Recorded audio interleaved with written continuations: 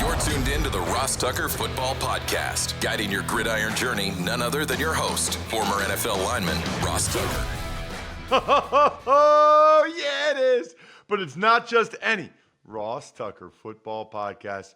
That's because it's a Wisdom Wednesday, presented, of course, by DraftKings. Love those dudes. Love all of you, by the way, that make this thing go. And love my guy, Booger McFarland.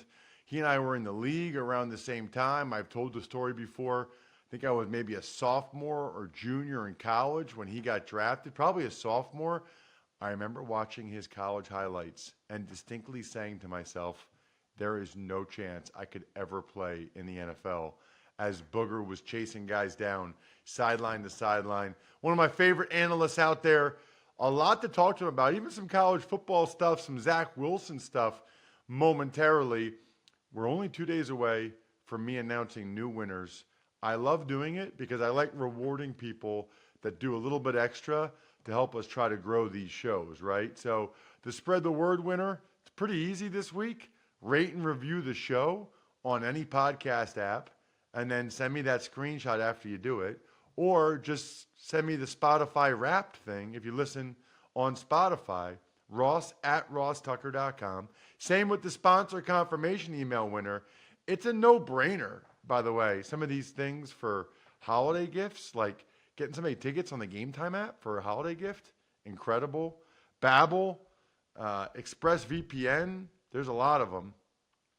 And then, of course, love doing the YouTube shout-outs because you guys get a personalized video that you can give to whoever you want to give to just for subscribing to youtube.com/RossTuckerNFL, which, by the way, is where you can see the highlight clips of the other shows. That or just following @RossTuckerPod on social. I'm @RossTuckerNFL. Just make sure you make a comment.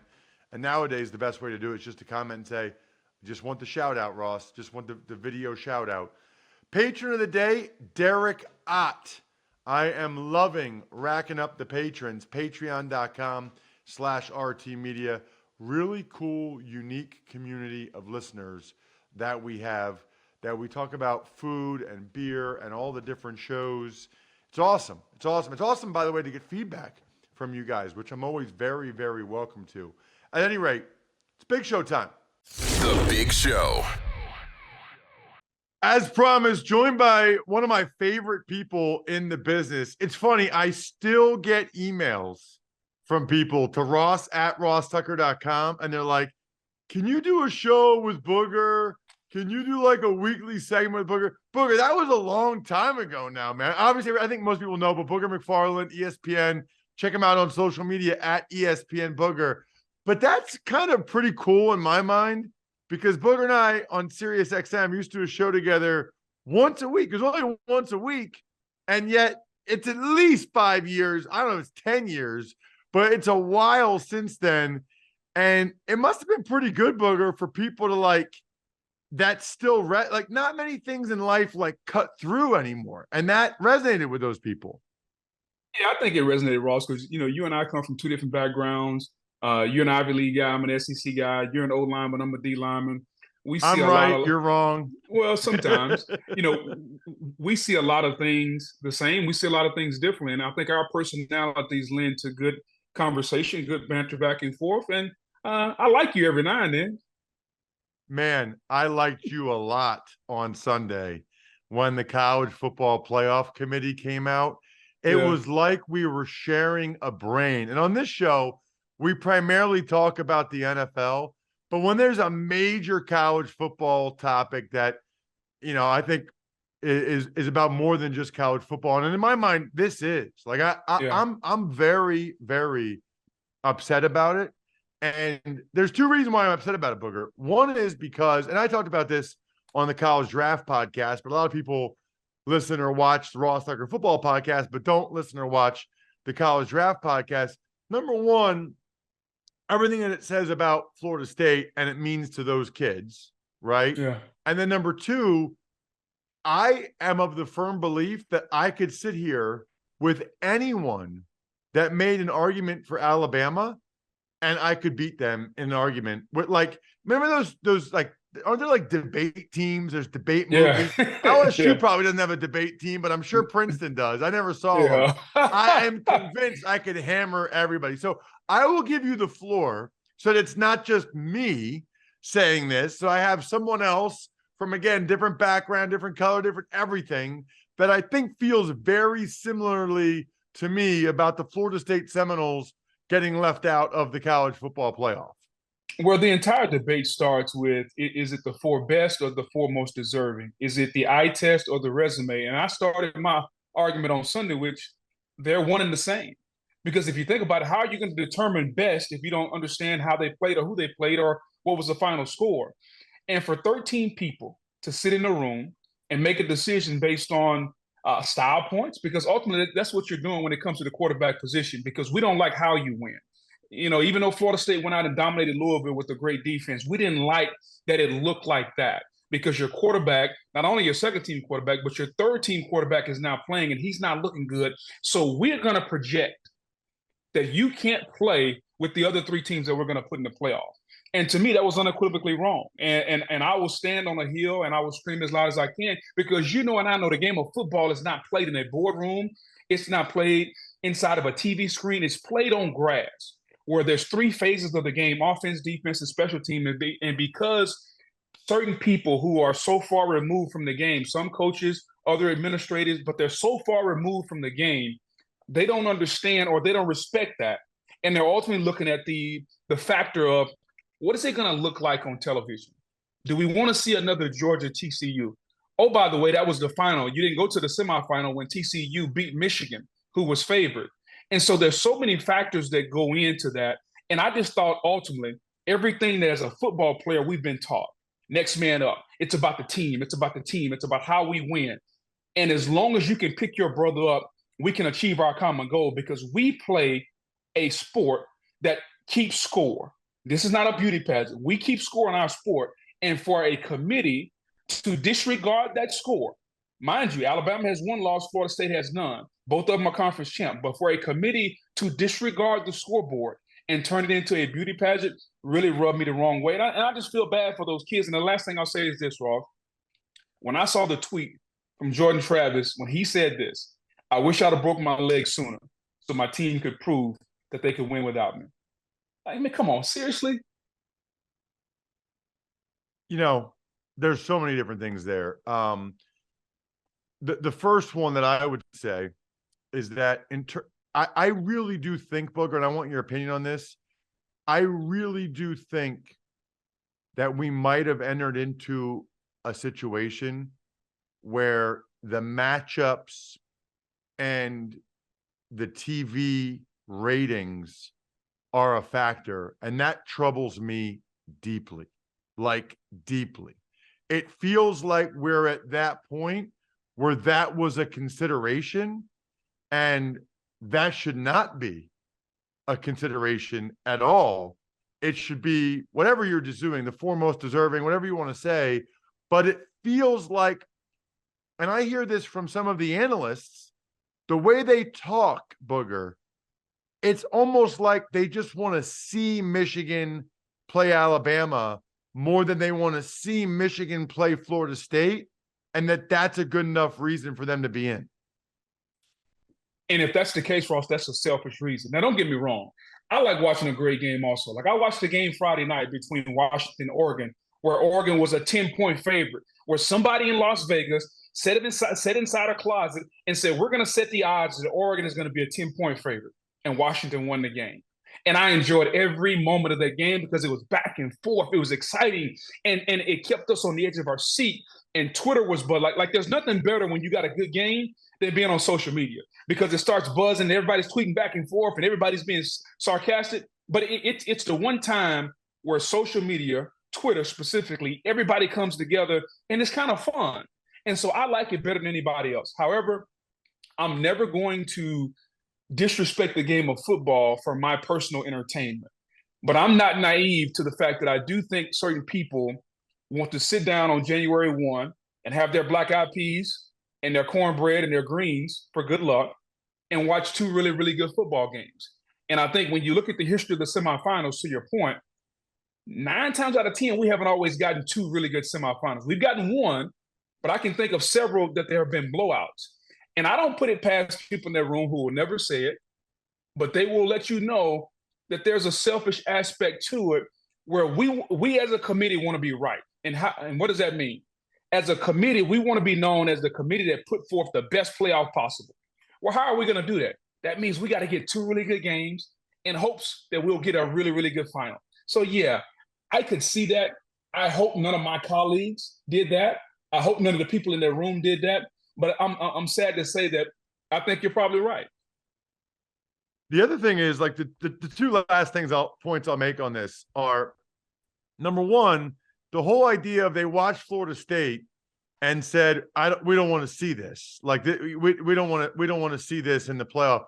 What did they think when they were watching Alabama against Auburn? Like, what did they think when it was 4th and 31? Which, like, the whole thing that, like, the SEC champ has to be in is laughable, because if Alabama lost to Auburn like they should have when it was 4th and 31, even if they beat Georgia, they still wouldn't have gone to the playoff with 2 losses.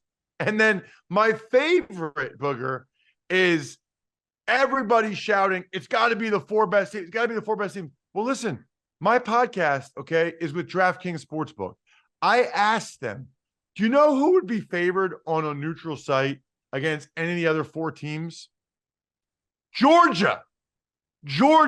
A month from now, with a healthy Bowers, a healthy McConkey, Georgia. So, like, this whole notion, Booger, of has to be the 4 best teams, that's flawed, because Georgia, I can promise you, Georgia would be favored over Washington, favored over Texas, favored over Bama in a rematch, favored over Michigan. So they didn't pick the 4 best teams. So that whole argument to me is totally moot. Yeah, it's one of those things, Ross. How do you get the 4 best / most deserving / that we can get the best game / I mean, it's so many little addendums to these little phrases that everybody wants to hang their hat on. And even to further this point, if they wanted the 4 best, let's go back to 2022. TCU lost the Big 12 championship game, and they took TCU, even though everybody in America knew Alabama was better. To your point, Bama was better last year. And now 10 out of the 13 members on the committee this year were on the committee last year. So those same 10 people didn't make the decision last year that they made this year. And so it's one of those things, man. Again, you got daughters. I have kids. And I think the one thing we all want our kids to do is play a team sport and realize that it's not about them. It's about the collective whole and picking your teammate up and helping your teammate and winning as a team. And I think it just sends a bad message, and I get it. It's not their job to raise our kids, but it just sends a bad message as parents, the society we live in, where in a team sport, we're devaluing part of the team. But we're supposed to teach our kids and teach our young people, when you're a part of a team sport, that you're no bigger than the next person. It just sends a bad message. Totally agree. Just like I agree, the best thing to drink while you're watching these games is Labatt Blue Light with your friends and family. Live life to the power of we. Always enjoy responsibly beer. Labatt USA, Buffalo, New York. Who you have winning the Heisman? I'm guessing you're LSU guy, right? I mean, if he doesn't win the Heisman, if you think the Florida State people revolted, imagine what I'll do if Jaden Daniels doesn't win the Heisman. Like, seriously. I mean, they'll have me on CNN probably being arrested if he doesn't win the Heisman. Again, let's look at the definition of the award. The most outstanding player in college football. You cover college football, Ross. I think he's been the most outstanding player all year. And I think if you want to look at it statistically, check. If you want to look at impact, check, because LSU's defense was terrible. The only reason we're 9-3 is because of Jaden Daniels. If you want to look at improvement, go back and look at that kid the first game of the year in 2022 against Florida State and look at him now. I mean, so any metric you want to look at it, he's got 1,100 rushing yards. No other quarterback or no other Bo Nix or Michael Penix doesn't have, I think, 300 or 400. So, like, any statistical number you want to look at, he's leading. He should win the Heisman, and I think it'll be a great deal for LSU because that'll be 2 Heisman winners in 4 years, going back with Joe Burrow and now Jaden Daniels. Wow. Hey, there was 2 reasons why I wanted to bring you on. One was for the college football playoffs. So the other one was, how about, and truth be told, Booger and I are recording this on Tuesday afternoon for Wednesday morning show. But how about these reports that the Jets want to go back to Zach Wilson as the starting quarterback, but he's in one report hesitant, the other report reluctant. All I could think about, Booger, was I don't know if it was last year or 2 years ago when you came on and you talked about him being silver spoon. And I kind of had a problem with that, to be honest with you, because it's not like the Mannings, grew up with tough times, or Steve Young in Greenwich, Connecticut, right? Like, I don't think that necessarily determines I don't think socioeconomic factors necessarily determine someone's grit or toughness. And I think there's examples of that, but you are looking pretty good for your comments as it relates to Zach Wilson, if this is true. I said, Booger, even the reporting of this, that he's done. That I don't think another team will ever give him a chance to start a game. They might sign him. They might have him on the roster and see if they can do more with him and his talent. But it's a really, I don't know if I've even ever heard of it. Yeah, I've never heard of it, Ross. And I'm going to take, I think Diana Rossini was the one who reported it. But let's look at it from 10,000 feet, Ross. How would you handle it? Think about this. The kid was drafted. He's been benched like 3 or 4 times. You bring in a guy to take his job, and you keep him, and now he's supposed to learn for a year. That guy gets hurt, and now he starts, you bench him, he starts, you bench him. Now all of a sudden, because one of the guys you brought in off the street can't play, hey, Zach, can you come back and save us? How would you feel, Ross? And I can't believe I'm taking up for Zach Wilson, but like, I kind of understand if the reports are true. He's like, so you've thrown me to the wolves 5 times, and now you want me to come back and potentially save a game or two until the guy that you brought in to take my job gets back. How would you feel? I wouldn't feel good about being benched a couple times, but I would be like, I'm going to go out there and ball out. That's how I would feel. I think he's going to do that because he's a professional. He should do that because he's a professional. He gets paid a lot of money. But Ross, he's only human also. Okay, so as a teammate, I would sympathize with him, but I would still expect him to take the ball and do his job, because you're being paid a lot of money every Tuesday to go out there and take the ball and do your job. But let's not act like he's a robot. Like, we're not robots. Like, I tell my wife all the time, like, I know I'm supposed to be the macho guy in this relationship and the tough guy, but I have feelings too. Like, men do have feelings. And I think for Zach to have feelings and to feel a certain type of way, if the reports are true, to me, it's only human nature. There's a reason why he's as successful as he is. I'm a huge, huge fan. I got one more quick one, okay?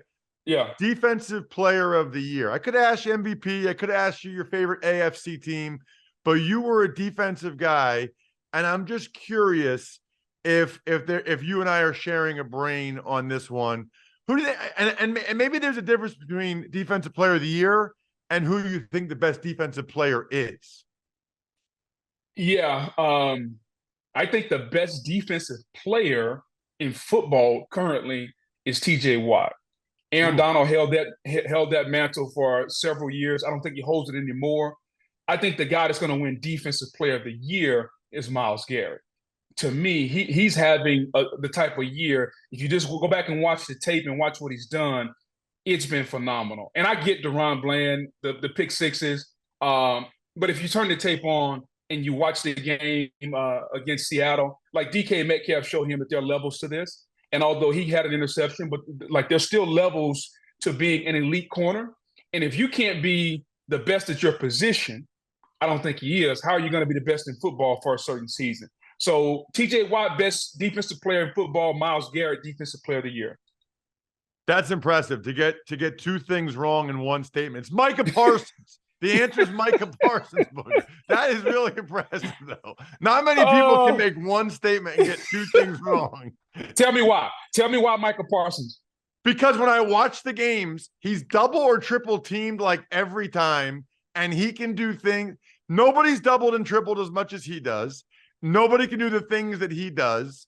I would like sometimes to see them just let him rush from one spot all the time, but I get why they move him around or drop him at times. I just think like, let's put it this way. If I was starting my own franchise and I could pick one defensive player, it would be him. Like, it would be Micah Parsons without any question. You can take Micah Parsons, and I agree. To me, he's the star that plays the hardest. Like, his effort is unreal. Like, the true definition of relentless is Micah Parsons. I'm still going to go with Myles Garrett. But that's why I love you, buddy, because we can agree to disagree. Check him out on social at ESPN Booger. He's excellent, and you can tell. Thank you so much, buddy. Anytime, man. Man, I love me some Booger.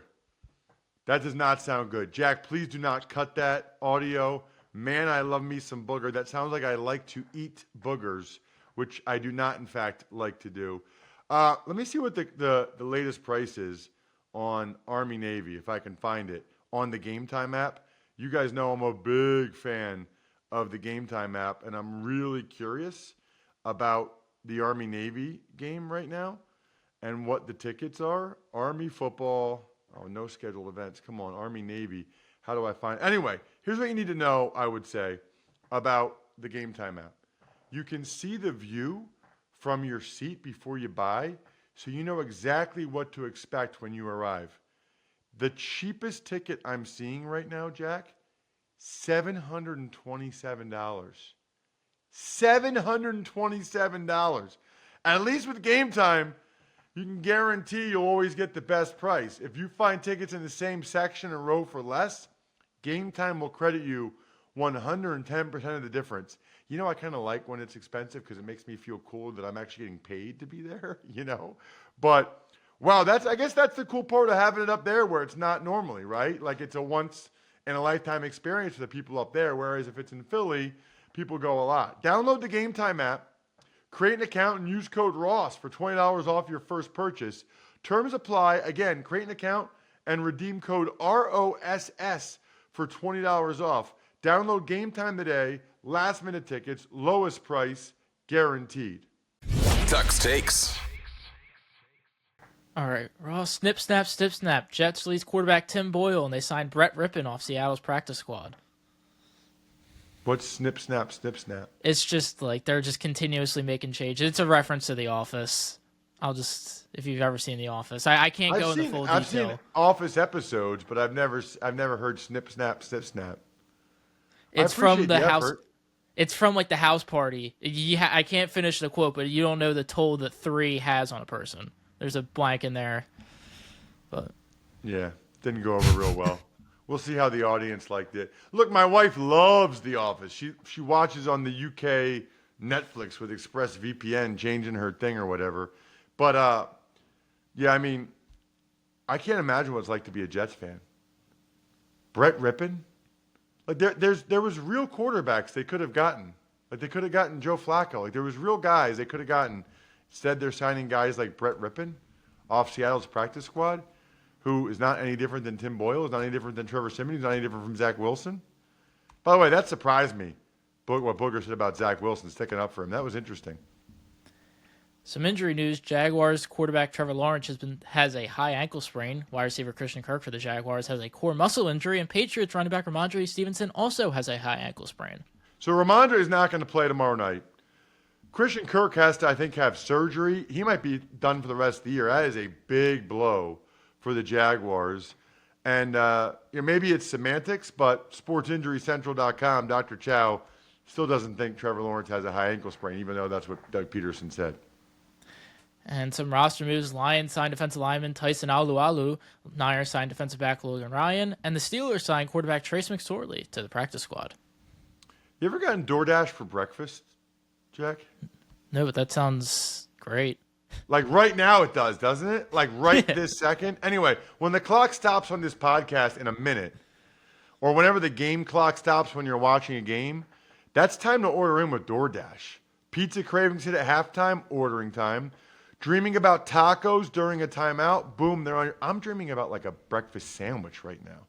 They got burgers, chips, dips, drinks, and wings instead. How about breakfast sandwich? Or anyway, order on DoorDash, get everything you want delivered without missing a minute of the game.